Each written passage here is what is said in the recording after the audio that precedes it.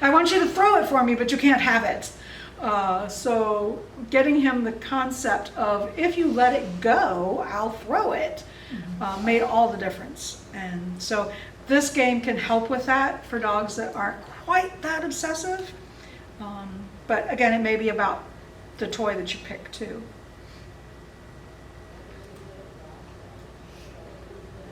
Come on. There we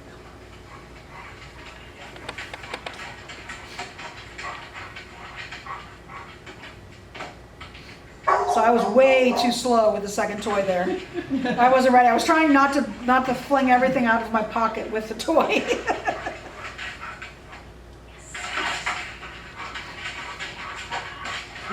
So I tug, and then I try and freeze my arm so that my arm isn't moving.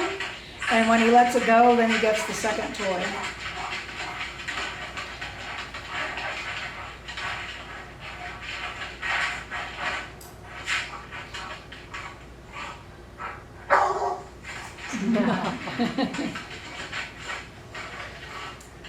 So letting it go is actually the first step.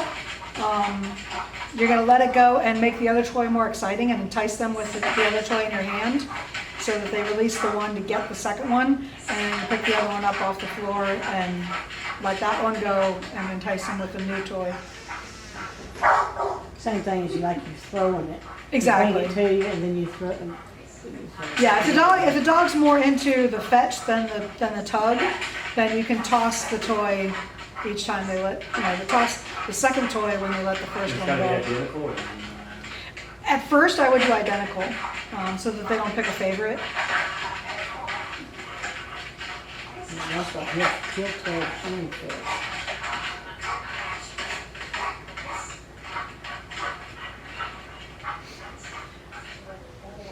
So now he's able to release on cue, and I'm getting a behavior between the excitement tugging and the behavior is the off part of the switch of the on-off game. And that's the sit, right? Mhm. This is the sit.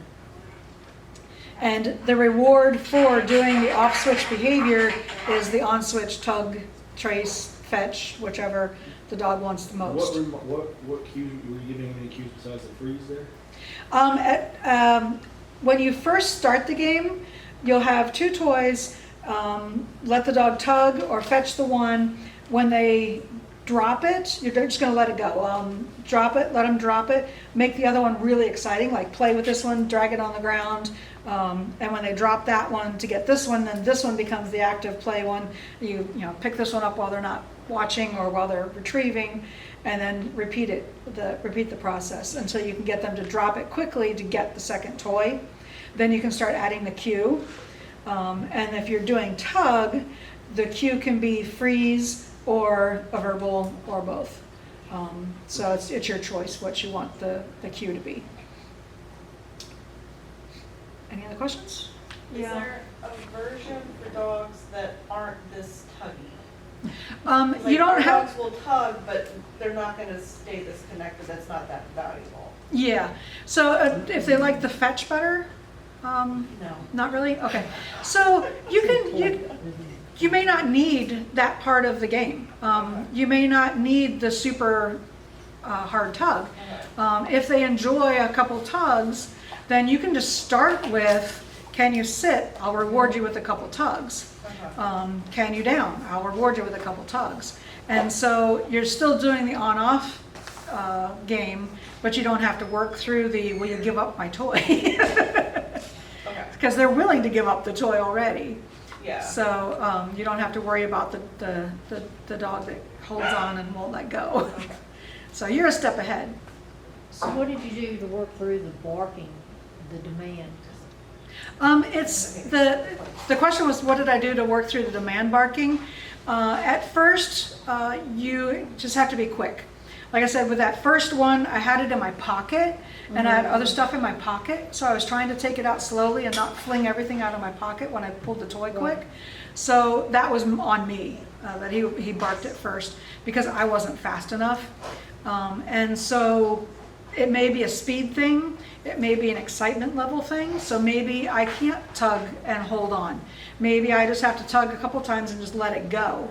and offer the second toy. Real quick, okay. And just try and keep it as quick to reduce the frustration so that he doesn't have time to demand bark, basically. Right, So keep the brain engaged okay. is really the key. And keep it simple enough that he's not going, what are we doing now? Or I want that. Hurry up. Exactly. Yeah. So what was your cue for him to let go? Release. At least what you think. Yeah. Or freeze. He has both. So if I freeze, then he should let it go. I can also say release, and he'll immediately drop it. Any other questions? All right, so moving on. I already did that one, right? I just did that one. Okay. So now we're going to do leave it. There's a lot of ways to teach a dog the cue leave it. And you can name this whatever you want. I've always used leave it. If you do therapy dog work, I would recommend teaching your dog something other than leave it, because when you walk past the patient's room and you say leave it, that seems kind of rude. Just a note on that. What about with me?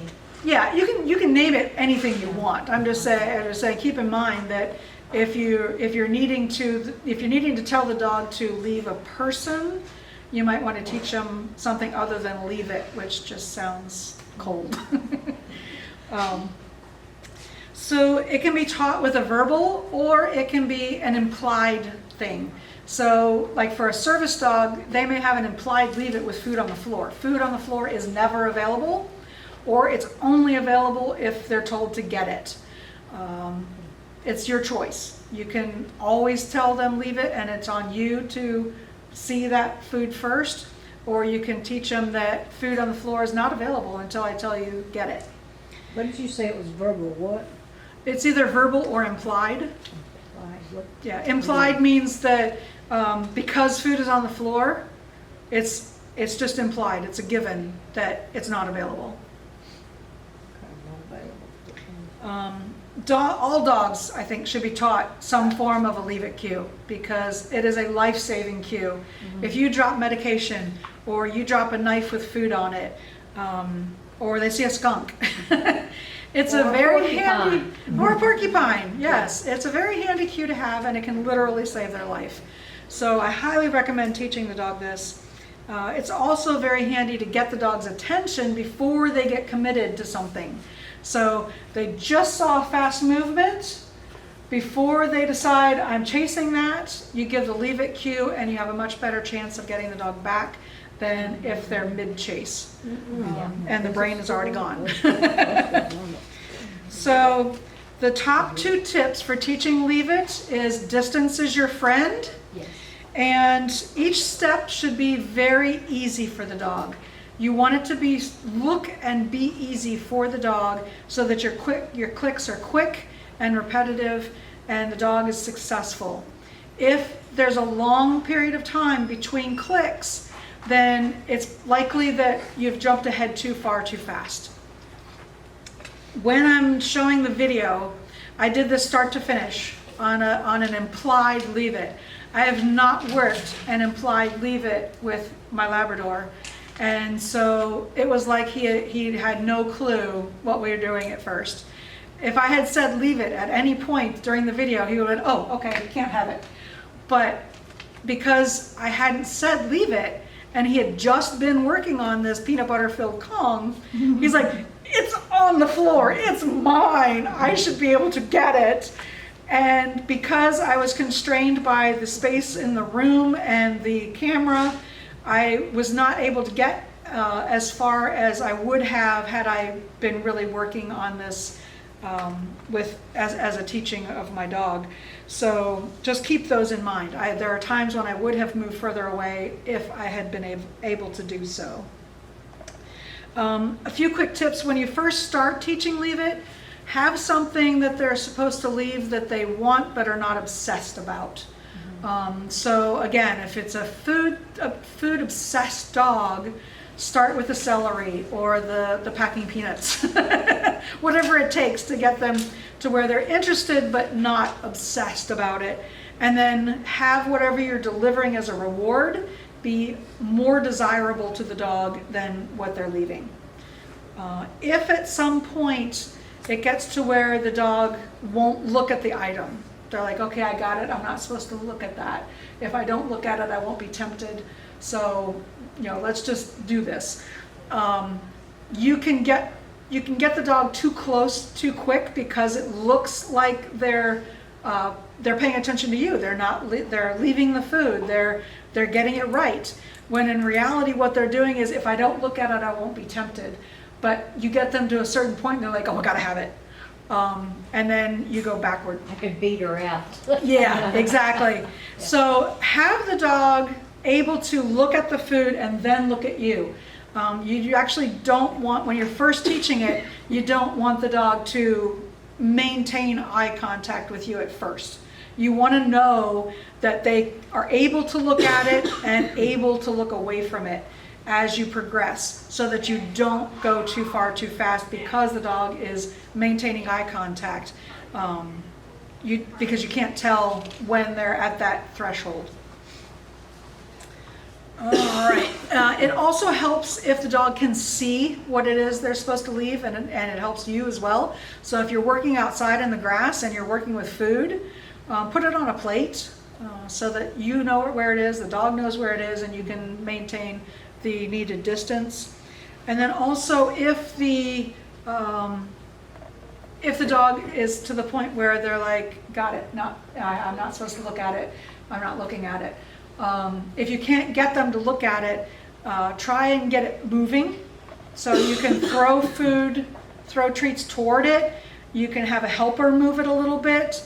You can put the dog on a stay and go move it. If you move it like a foot, that's all it takes. It's a new thing now, and maybe it's available in this spot. You can also set it up so that you have it attached to a line that you can pull and make it move. If you have a dog who's really into the eye contact thing, and you want them to be able to look at the object, so you can know that they can look away from it. Okay. All right, so let's get to the video here. Why is it so sticky?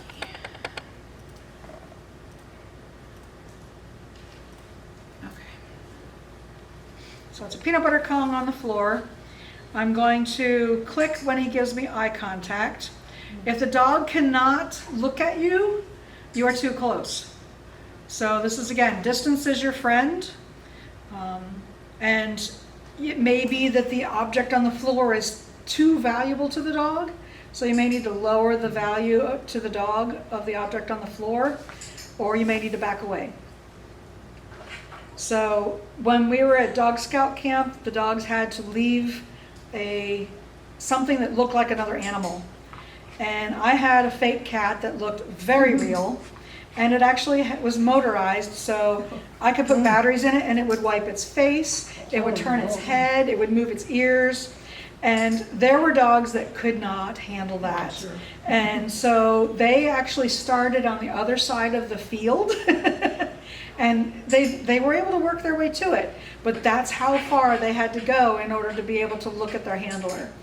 And so just keep that in mind when you first start. You need the dog to be able to look at you for at least a brief moment, so that you can reward that. And this was one of the first things that I videotaped for the session, and I wish I had done fast treats first, because he was really getting my fingers here. And I do eventually get smart and move the clicker and leash to my left hand so that I can reward with a flat palm of my right hand. But it took me a while to get there. And you see I'm rewarding over his head. I'm doing all the wrong things.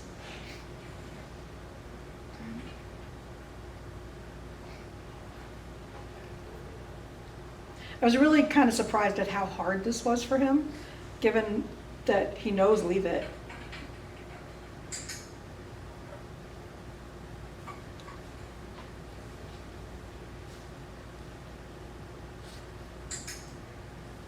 So you were not saying anything? I'm not saying anything. You don't want to name the behavior.